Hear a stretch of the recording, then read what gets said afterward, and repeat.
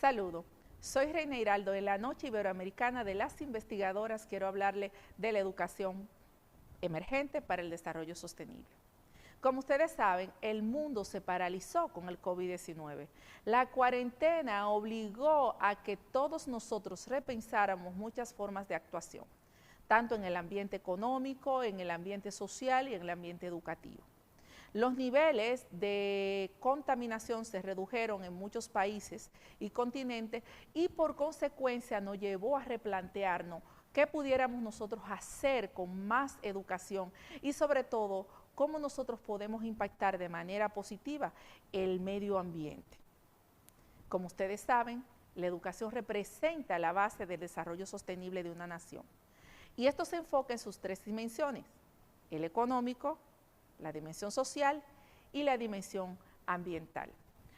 En el marco de la Agenda 2030 se definen un conjunto de objetivos los cuales impactan directamente el ámbito educativo.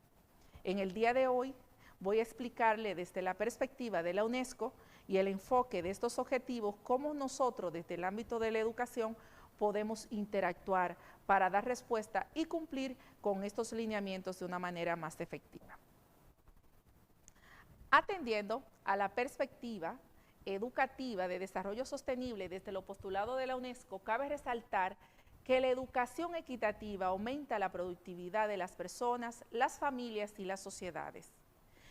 Cuando la pobreza sigue siendo uno de los principales obstáculos que se nos presenta a nosotros en la escolaridad, específicamente en los niveles primarios. En países como el nuestro es conocido que se han hecho importantes esfuerzos a través de inclusión, de desayuno escolar, a través de estrategias para favorecer la promoción automática. Sin embargo, muchos de estos problemas de lectoescritura que tienen nuestros alumnos de primaria se arrastran hasta el cuarto curso. Aún estamos averiguando las razones, porque puede ser que los esfuerzos que se están invirtiendo no sean lo suficientemente efectivos, puede ser que la dejadez del docente pues lo lleve a dejarle ese problema al cuarto curso y así sucesivamente. Son variables que en la actualidad se deben estar analizando y creo que no solo en países como República Dominicana, sino también con otros países de América Latina. Otro de los elementos que establece, o de los postulados que establece la UNESCO, que vincula el desarrollo sostenible con la educación, es que la educación ofrece a las personas los conocimientos, las competencias y sobre todo las herramientas necesarias para la inserción profesional, fomentando la productividad, la innovación y crear nuevas estructuras que favorece naturalmente la economía. Como podemos ver, estos postulados se relacionan con los objetivos de desarrollo sostenible número 1, que es fin a la pobreza extrema, el objetivo número 2, que es hambre cero, el objetivo número 3, que es salud y bienestar, el objetivo número 4, que es la calidad de la educación, el 5, que es igualdad de género, ¿verdad?, porque es el acceso equitativo al proceso formativo, el 8, que tiene que ver con el trabajo decente y el crecimiento económico, el 9, que tiene que ver con la industria, la innovación y sobre todo la creación de nuevas estructuras, porque si estamos formándolos en base al desarrollo de competencias profesionales acordes a las necesidades sociales, este objetivo pues va a tener mucho sentido. Y el objetivo número 10, que tiene que ver con la reducción de las desigualdades, equidad. Dentro de lo que son las características para nosotros enfocarnos en una perspectiva educativa fundamentada en un desarrollo sostenible, también tenemos que resaltar la educación como base fundamental para promover todo lo que es el quehacer o la reducción de las desigualdades de género y la autonomía de la mujer. Dentro de estos casos específicos, como ustedes pueden darse cuenta, esto se relaciona con la igualdad de género, que es uno de los objetivos que más se ha estado trabajando en países como el nuestro. Y bueno, y muchos otros países de América Latina que han tenido una fuerte incidencia del patriarcado. También es importante reconocer que la educación desempeña un papel esencial para el aprendizaje de la igualdad, de la promoción de los derechos el control de la fecundidad y sobre todo el incremento de los ingresos de las mujeres. Hoy en día todavía seguimos luchando para que los salarios se igualen a nivel de género, producto de que los salarios corresponden a la posición, no a la persona. Pero estoy segura que en muchos escenarios los hombres y las mujeres desarrollan las mismas funciones y los salarios tienen un desfase.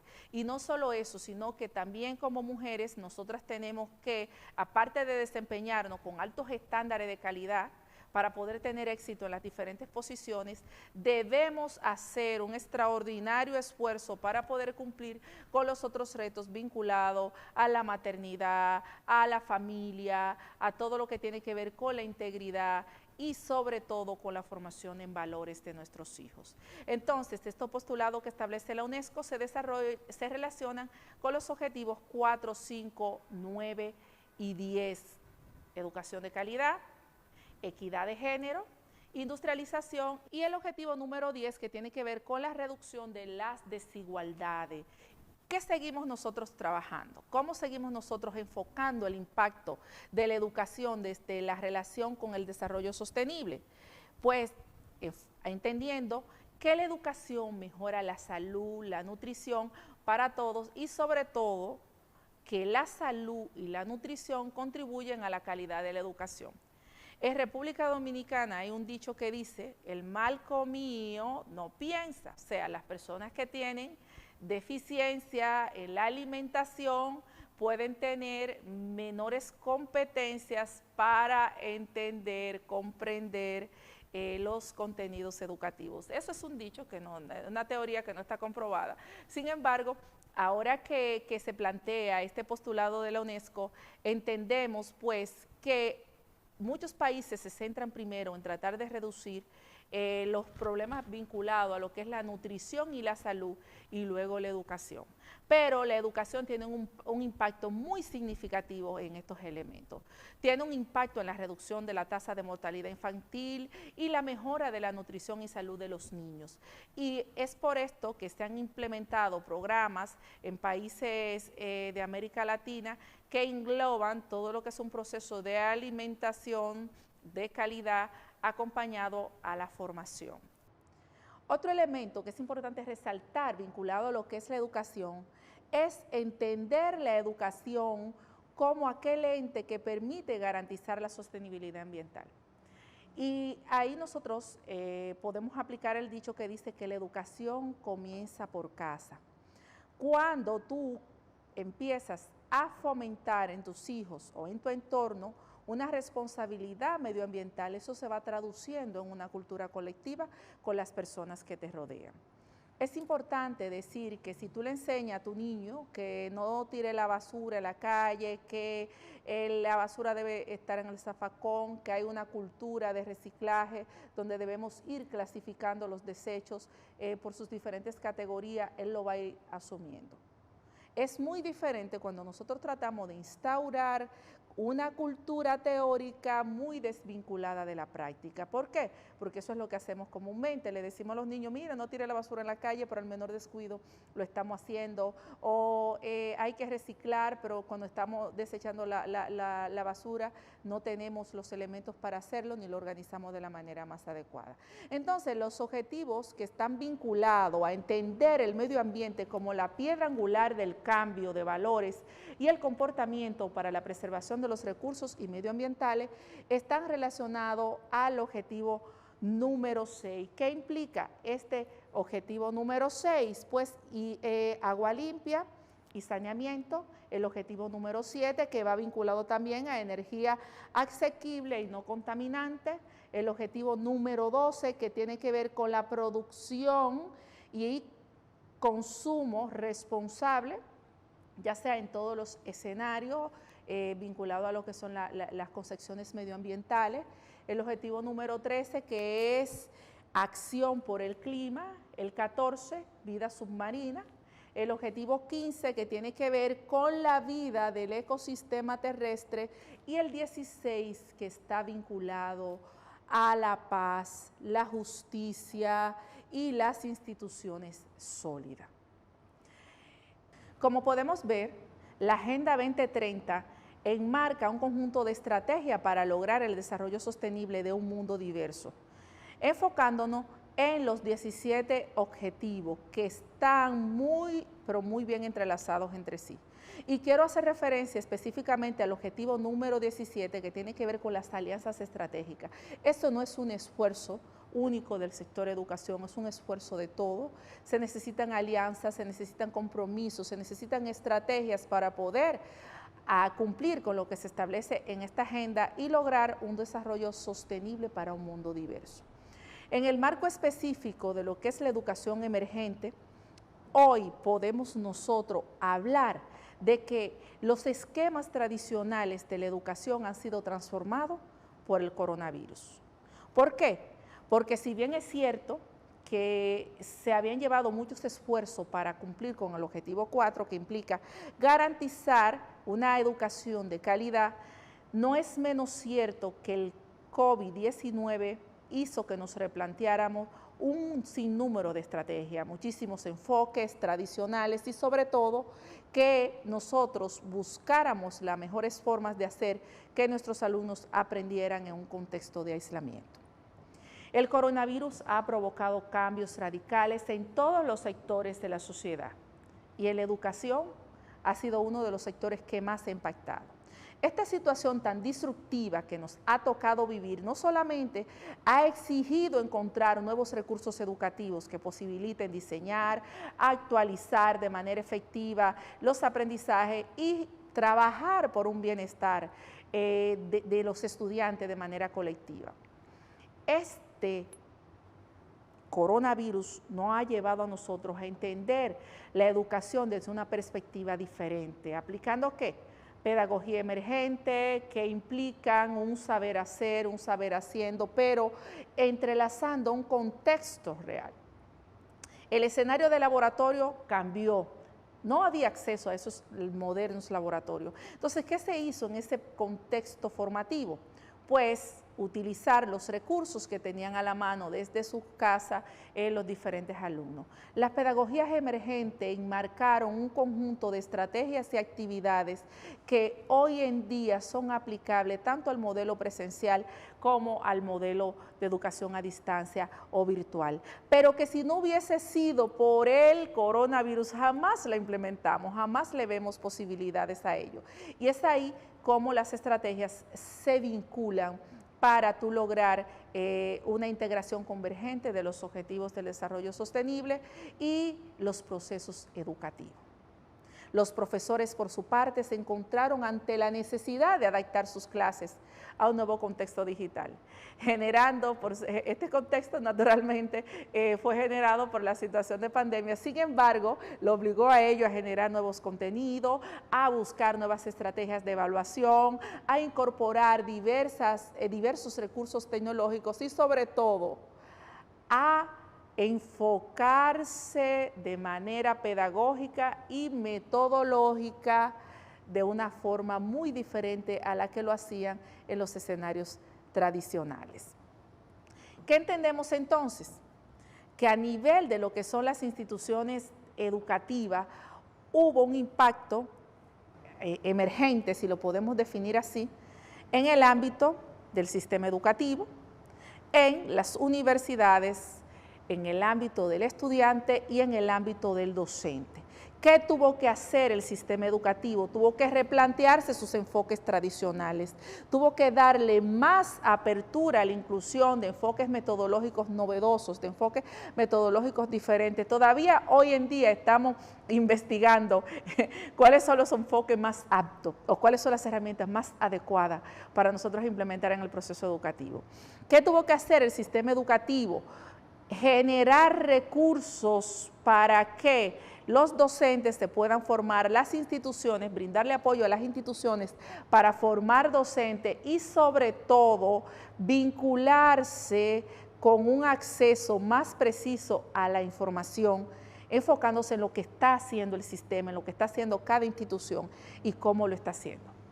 Que eso nos brindó a nosotros una perspectiva muy distinta, porque anteriormente no había una cercanía del sistema a las instituciones, sino que le llegaba lo que las instituciones entendían que debían mandarle. En algunos casos ellos pedían algunas informaciones específicas, pero ahora no. El coronavirus marcó a que todo el mundo tuviera que rendirle un informe al ministerio, en el caso de República Dominicana, en el caso de la educación superior, de qué estaba haciendo para formar sus alumnos y cómo lo estaba haciendo, qué estrategia estaban implementando y cuáles eran los resultados de la implementación de esa estrategia. Cabe resaltar que en el marco de las universidades, estas tuvieron que hacer mejoras significativas en su infraestructura. Muchas de ellas tenían plataformas tecnológicas para decir que la tenían. Bueno, sí, yo la tengo. Uno que otro curso nosotros damos allá, hay unos profesores más innovadores que son los que hacen uso de estas herramientas. Sin embargo, en el marco del COVID, todo el mundo, everybody, ¿verdad? Todo el mundo tuvo que hacer uso de estas plataformas. Eso implicó que las universidades tuvieran que invertir en tecnología, tuvieran que mejorar su infraestructura a lo interno y a lo externo, tomando en cuenta criterios de seguridad informática, ampliación de capacidad de gestión de red y también que invirtieran importantes esfuerzos en la capacitación de sus docentes. Y, naturalmente, recurrir a experiencias de otros escenarios, de otras instituciones que ya tenían buenas prácticas en el proceso de formación a distancia o virtual. El estudiante, por su parte, tuvo que ser autodidacta, vinculándose con el desarrollo, la utilización de nuevas herramientas, tuvo que aprender a seleccionar mejor la información que tenía en el entorno para poder incorporarla en su entorno, en su proceso formativo. El estudiante también tuvo que favorecer todo lo que fue un contexto de práctica educativa en su localidad, o sea, en lo que tenía a la mano, en su casa, en la casa del vecino. Se desarrollaron estrategias para favorecer el trabajo colaborativo, compartir recursos, compartir contenidos, compartir experiencia y, sobre todo, manejar los recursos y herramientas tecnológicas para que estas experiencias fueran exitosas. El docente, por su parte, pues no la llevó mejor, naturalmente. Sin embargo, el docente que sobrevivió a la pandemia en un contexto activo de formación de sus alumnos es muy diferente al que la recibió en el 2020. ¿Por qué? Porque este docente tuvo que repensar su práctica educativa, tuvo que manejar herramientas tecnológicas, tuvo que hacer un cambio de lo que fueron las estrategias de evaluación que normalmente están centradas a un alumno presencial que está sentado frente a ti en un entorno educativo, a pensarla cómo tú la vas a concebir en un entorno virtual, a mejorar las estrategias de evaluación y seguimiento y sobre todo emplear pedagogías emergentes, que es ahí donde nosotros hacemos hincapié a lo que es la educación emergente, que no son más que estrategias utilizadas en la educación para ayudar a mejorar el proceso de enseñanza-aprendizaje, incluso cuando la educación se realiza a distancia o en un contexto mixto. Pero ¿cómo vemos la educación emergente y la implementación de estrategias pedagógicas? La podemos ver a través de la incorporación de comunidades virtuales, que en el marco de la pandemia se crearon muchas, existían, se reconocieron muchas que existían y se crearon muchas nuevas para compartir contenido, para mejorar la interacción entre alumnos y docentes entre sí, y también para evidenciar qué estamos haciendo y cómo lo estamos haciendo. Otra de las cosas que nosotros vemos como educación emergente es la lesson study, cómo tú trabajas de manera particular. Miren, el rol de los padres fue fundamental para sacar a cabo el proceso educativo. ¿Por qué? Porque el alumno estaba aprendiendo desde casa, pero el apoyo de sus padres, que también estaban trabajando desde casa, fue fundamental para que ellos pudieran interiorizar los conceptos e ir desarrollando las competencias o los resultados esperados que estaban previstos para ellos. Y estrategias como la lesson study es una de las que más funcionó en ese contexto. El diseño universal del aprendizaje o el aprendizaje dual, como se conoce, esa forma de tú cambiar, cuando decía ahorita que el docente tuvo que repensar su práctica, tuvo que pensar en una forma muy diferente a lo que él había pensado enseñar en un contexto tradicional. Entonces, el aprendizaje dual, ¿qué implicó? Pues diseños de escenarios y características que favorecieran estos aprendizajes desde la perspectiva de el diseño de estrategia focalizada a la individualidad de los estudiantes. El movimiento Maker, vamos a hacerlo, construir, el movimiento saber hacer. ¿Qué implica este movimiento? Pues como yo decía, en los ejemplos de los laboratorios es muy, pero muy esencial cómo tú diseñas un conjunto de instrucciones para que el alumno sea el constructor de los procesos de aprendizaje y te dé un feedback de cómo esto va favoreciendo dicho conocimiento, o sea, cómo va incrementando dicho conocimiento. El aprendizaje basado en el juego, ¿por qué? Porque estamos en un escenario diferente, estamos aburridos, vamos a ver qué podemos hacer, cuáles son estas pausas activas que hacemos para integrar al alumno a que aprenda de una mejor forma. La gamificación, que en su contexto implica no solo incorporar estrategias divertidas, sino también diseñar contenidos educativos basados en el juego.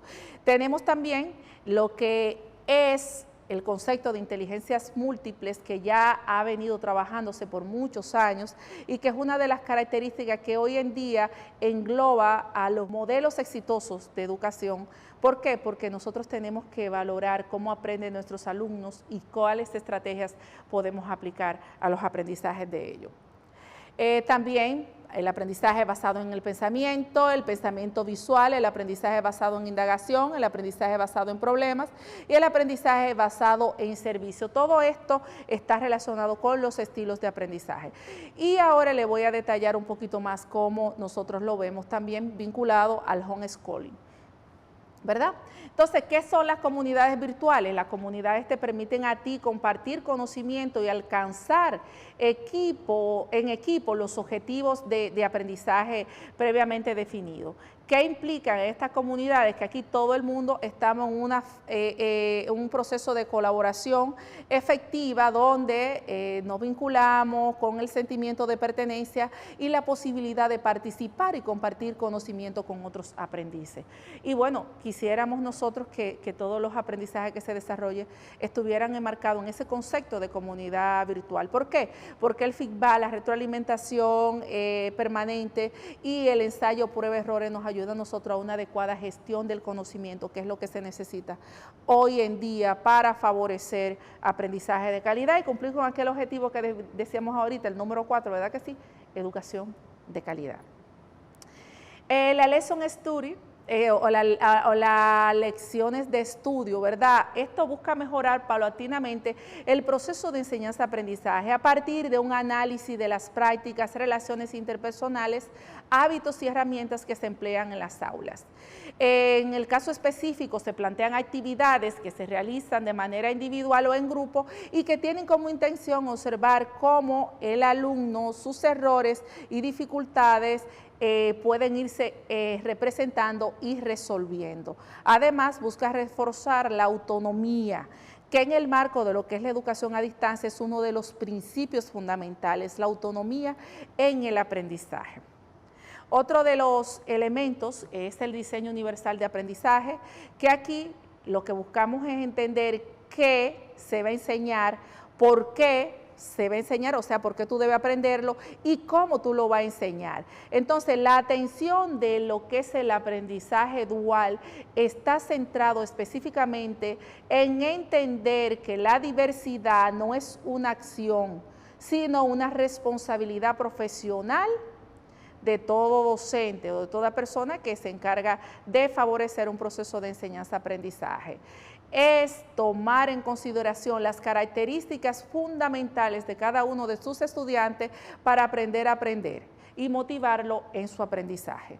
Yo entiendo, por ejemplo, tengo un niño de 6 años que tiene un estilo de aprendizaje muy diverso. Tú le dices, ven, vamos a leer un cuento, y él me dice, no, búscalo en YouTube, que Macha lo leyó. Entonces yo lo que lo quiero escuchar. ¿Por qué? Porque tiene más desarrollado un aprendizaje visual y auditivo que lo que está vinculado al proceso de lectoescritura. Entonces, atendiendo ese estilo de aprendizaje es que nosotros debemos definir las estrategias que vamos a emplear con nuestros alumnos, y es ahí donde el dual tiene su papel fundamental. Y creo que es uno de los elementos fundamentales de la educación emergente que puede ser aplicada en todos los contextos, tanto contextos y niveles, y puede favorecer el proceso de enseñanza-aprendizaje. ¿Por qué? Porque conforme tú individualizas a los alumnos con sus estilos de aprendizaje, emplea estrategias diferentes, va a poder ver su evolución y desarrollo en el proceso formativo. El movimiento Maker, pues esto está muy vinculado a aquellos principios que definía Jacques Delors, ¿verdad? El saber, hacer, aprender haciendo. Entonces, ¿qué implica este movimiento? Pues principalmente su reto está en introducir la cultura de maker. ¿Para qué? Para que a través de la utilización de recursos y materiales tú puedas desarrollar competencias en los alumnos. Y estas competencias normalmente están muy vinculadas a lo tecnológico. Entonces, ¿qué buscamos con este movimiento según Dewey?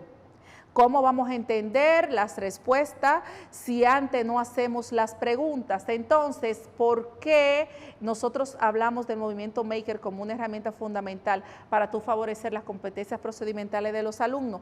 Porque basa su práctica en el aprendizaje en acción, se inspira en la cultura de hazlo tú mismo y sobre todo toma en cuenta la invitación de personas que no son profesionales o expertas en las técnicas de construcción para trabajar su propio dispositivo. Tú ves que hay personas que te cogen un tutorial y te arman muchísimas cosas. Entonces, la capacidad de tú poder hacer, de tú poder crear en esta nueva metodología emergente, que es vieja ya el movimiento Maker, pero en la integración, porque lo que hizo el COVID-19 fue que movió todo esto que se había quedado un poco letargado, y lo trajo de nuevo a lo que es el proceso de enseñanza-aprendizaje. La inclusión de este movimiento, de esta estrategia, de esta pedagogía emergente, implica que la labor docente va vinculada a facilitar el espacio de exploración y de acompañamiento estructurado al proceso de enseñanza, ya que te permite a ti potenciar y enriquecer el entorno de aprendizaje a través del hacerlo tú mismo y la validación. Y con esto nosotros podemos hablar, por ejemplo, de estrategias como las aulas invertidas, que llevan al alumno a hacer una indagación previa y luego hacer discusiones particulares en los escenarios educativos. Bien, el aprendizaje basado en el juego, pues sí, fue esencial. Y cuando yo digo que el docente tuvo que sacar la casta para enseñar a esos alumnos que estaban un poco aburridos, descontrolados, cansados de estar encerrados en cuatro paredes, viendo televisión o entendiendo o siguiendo videos de YouTube, me refiero a esto. El aprendizaje basado en el juego implica, no es que tú estás diseñando los contenidos para que sean consumidos a través del juego, no. Implica tú trabajar de manera divertida, experiencia y conocimiento. Es uno de los retos principales que el docente debe emplear para captar específicamente el interés y la motivación de los alumnos. Entonces, ¿qué es lo que emplea? Emplea metas y reglas específicas, retos adaptativos, control, feedback constante, incertidumbre y estímulos sensoriales. Y en el marco del COVID-19, este aprendizaje surgió mucho. Y recuerdo, le voy a traer a colación también, porque le dije, mientras estábamos trabajando, nuestros alumnos estaban cogiendo clases.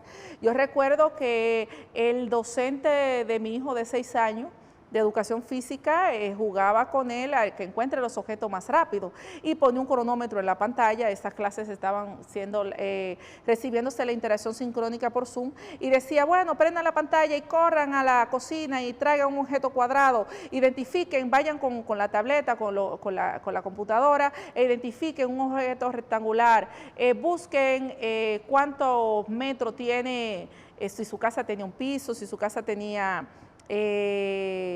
nosotros le llamamos aquí carpetas, ¿verdad?, a los diseños que tienen allí. Entonces, él utilizaba todo eso y los alumnos voceaban, ¡ay, profe, llegué primero! Y lo disfrutaban bastante. Entonces, cuando tú le hablabas de un proceso más científico, más estructurado, él decía, bueno, pero es que mi profe favorito es de educación física, porque, decía el hijo mío, tú sabes, porque él nos dio una insignia, porque yo gané 3 veces, porque quedé en segundo lugar en tal competencia. Y ahí nosotros podemos ver cómo ellos iban incorporando los conocimientos que debían tener, pero a través de estrategias divertidas basadas en el juego.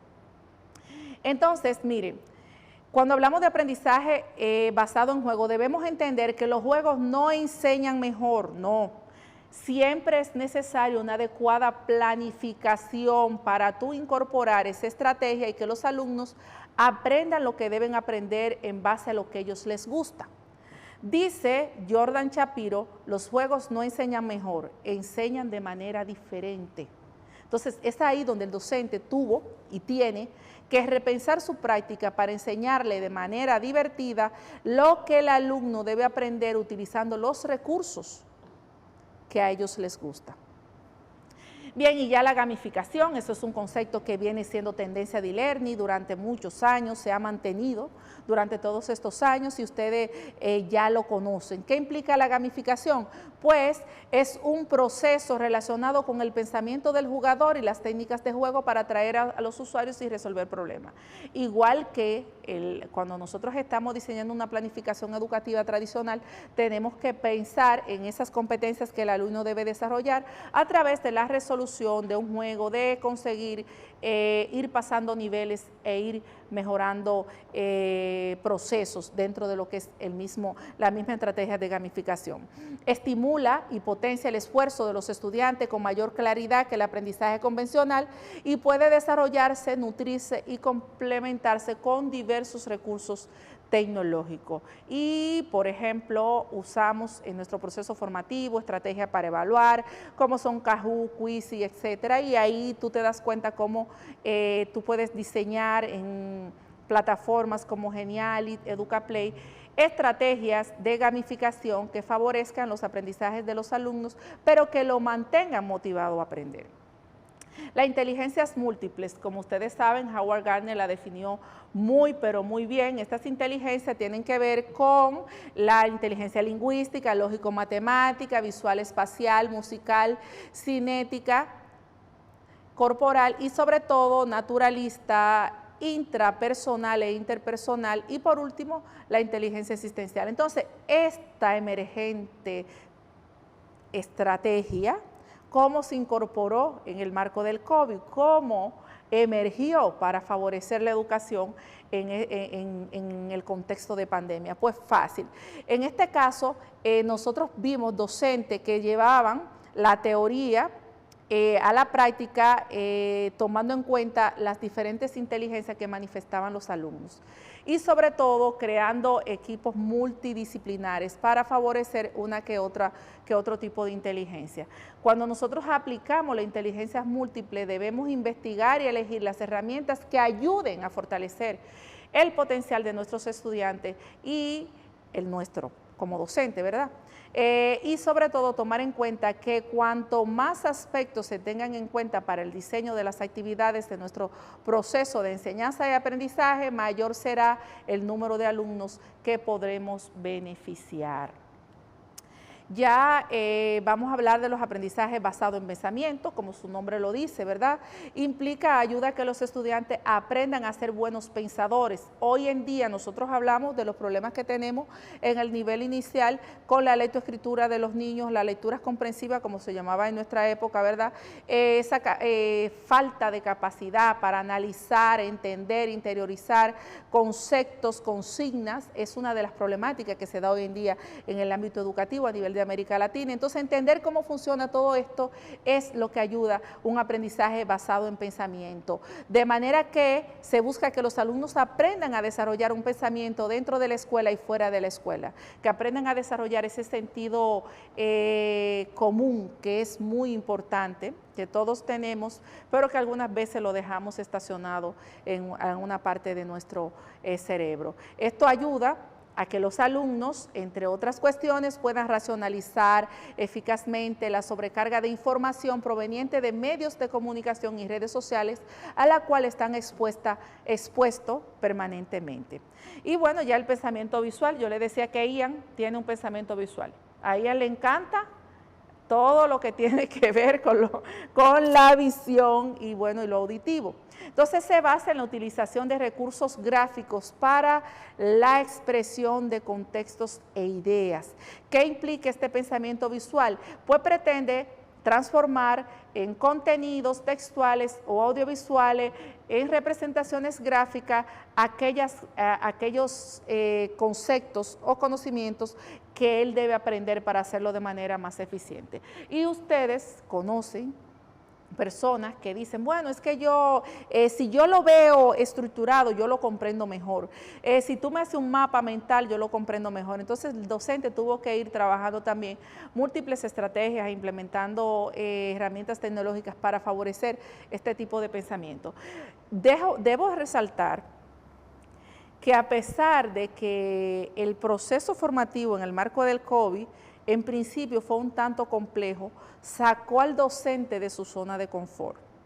¿Por qué? Porque el docente no solo tuvo que repensar las prácticas pedagógicas, sino también tuvo que aprender a utilizar nuevas herramientas para favorecer esas nuevas prácticas que surgieron de ese repensar o de ese accionar tradicional. Bien, ya finalizando este proceso de estrategias emergentes para la educación, vamos a hablar del aprendizaje basado en la indagación. Y aquí pues se aplica un poco lo que es el aula invertida. Es una metodología que puede resultar muy útil para enseñar en las ciencias, tanto naturales como sociales, y así como cualquier contexto a nivel de lo que son los contenidos educativos. Dentro de sus ventajas implica que el alumno pues haga ese proceso de búsqueda de información previa para luego llegar a la fase de reflexión. Y en la educación en línea, en la educación virtual, esto pues es una estrategia que se puede implementar de manera muy favorable con nuestros alumnos. El aprendizaje basado en problemas es uno de los aprendizajes más utilizados en el ámbito formativo, y pretende activar todo lo que es el conocimiento del alumno, investigando y discutiendo un problema real, ayudándolo a que ellos lleguen a diferentes conclusiones y sobre todo a estrategias para resolver dicho problema diversas. El aprendizaje ya basado en servicio, pues este tiene una vinculación con los compromisos sociales y los procesos de aprendizaje, incorporando lo que son los conocimientos a través de ese servicio que tú brindas a la comunidad a tu aprendizaje diario. ¿Qué implica este aprendizaje? Que debe estar sustentado en fundamentos de identificar un problema, planificar cómo va a resolver ese problema, ejecutar la planificación para resolver ese problema y reflexionar al respecto. Es un poco como lo que nosotros llamamos en el ámbito educativo investigación-acción, utilizando una de las fases, ya sea de los diferentes modelos de investigación-acción definidos por Kemis o por Helio, donde tú tienes que hacer un diagnóstico, una observación, ¿verdad que sí? Planificar, accionar y luego reflexionar sobre la acción. ¿Cuáles características pues tenemos ya nosotros para ir cerrando con lo que fueron las estrategias emergentes y cerrando con esta conferencia, que no quiero serle muy aburrida, ¿verdad? Pues dentro de lo que fueron los escenarios educativos, volvimos nosotros a una estrategia que se implementa en países desarrollados, que es el homeschooling, pero que en países como el nuestro no es muy común. Sin embargo, conozco de casos que en el marco de la pandemia decidieron quedarse con sus niños en la casa para no mandarlo a la escuela y educarlo ellos mismos. Y estos niños pues pudieron responder posteriormente a la integración, pudieron responder satisfactoriamente a la integración escolar en el grado siguiente, después que se definió, que se quitó el proceso de formación virtual y se reintegraron a las aulas. Entonces, ¿qué implica el homeschooling? Es un proceso que amplía la experiencia de muchas familias en el ámbito de la educación dentro de la casa y puede servir para encontrar claves útiles para la labor del docente en un contexto virtual o semipresencial.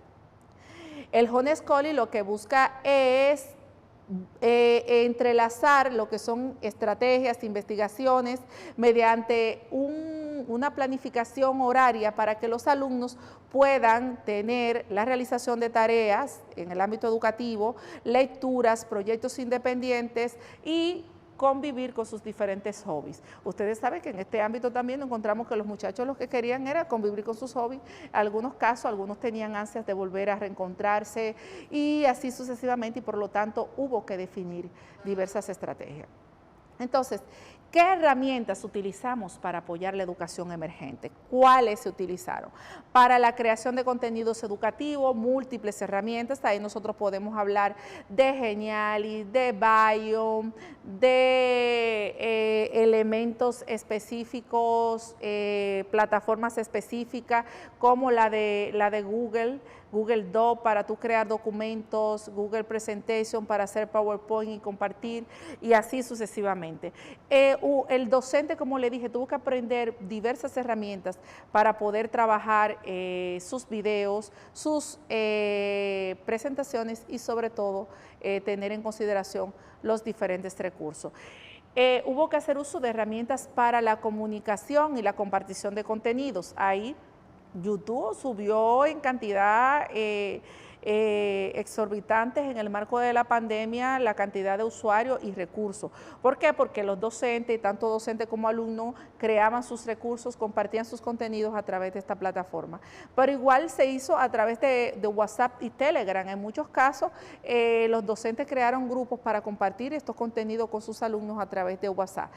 Como yo le dije, las herramientas de Office 365 a nivel de lo que es el entorno web, las herramientas de Drive en los diferentes escenarios y las plataformas que fueron los elementos fundamentales para tú colocarle los contenidos a los alumnos en el marco de pandemias, y ahí nosotros podemos ver cuáles fueron las principales: Moodle, Blackboard y Canvas. Otras estrategias de comunicación. ¿Cómo nos comunicamos con los alumnos? Pues a través de la utilización de muchísimas herramientas tecnológicas que hay en el mercado. Ahí fuimos aprendiendo de nuevas experiencias gracias al uso que hacían los diferentes docentes. Aquellos que eran más diestros, pues perfeccionalizaron muchos elementos, y las plataformas utilizadas para la comunicación fueron mejorando sus estrategias para fortalecer este proceso comunicativo en el ámbito educativo. Como pueden ver, para comunicarnos utilizamos WhatsApp, Telegram, Zoom, Google Meet, Teams, entre otras, pero también utilizamos para trabajo colaborativo dichas plataformas. En el caso de Zoom, la división por sala; en el caso de Meet, la división por grupo; y en el caso de Teams, también las divisiones por grupos. Entonces, todo esto ayudó a que se pudiera favorecer el proceso de enseñanza-aprendizaje, pero específicamente tomando en cuenta los recursos que tenían disponibles los alumnos y la sencillez de la operatividad de la herramienta utilizada. También utilizamos para evaluar los cuestionarios de Moodle, Google Form, estrategias como Quizy, Kahoot, Educaplay y muchísimas otras, pero se sumaron también los cronómetros, las ruletas, y en el caso específico de las personas que utilizaban plataformas como Moodle, Canva o Blackboard, la integración de los cuestionarios que estaban dentro de ella, o la realización de los cuestionarios que estaban integrados en las plataformas. Entonces, a modo de reflexión final, ¿qué les podemos decir? En el marco de lo que es una educación emergente, el docente ha tenido que investigar para innovar en su práctica docente, invertir sus propios recursos para dinamizar sus clases. Por su parte, las instituciones de educación superior han tenido que invertir en infraestructura, en formación docente y también en mejorar las estrategias para que los alumnos puedan acceder al proceso de aprendizaje de una manera más fácil. También han tenido que reenfocar lo que es el proceso de enseñanza tradicional a un proceso de formación más flexible y con la integración de diferentes herramientas tecnológicas. Los docentes han innovado en lo que son los procesos de incorporación de herramientas tecnológicas para desarrollar contenidos prácticos, para apoyar las prácticas de laboratorio, para favorecer las estrategias de evaluación, entre otras cosas. Por su parte, los alumnos han tenido que desarrollar nuevas formas de interactuar en el escenario educativo. Y el sistema educativo, que no menos importante, se ha visto en la necesidad de repensar o replantearse los procesos de enseñanza y aprendizaje. En definitiva, la educación y el desarrollo sostenible implican respetar, reconocer el valor y las riquezas procedentes de la tierra y de todos los pueblos y perseverarla.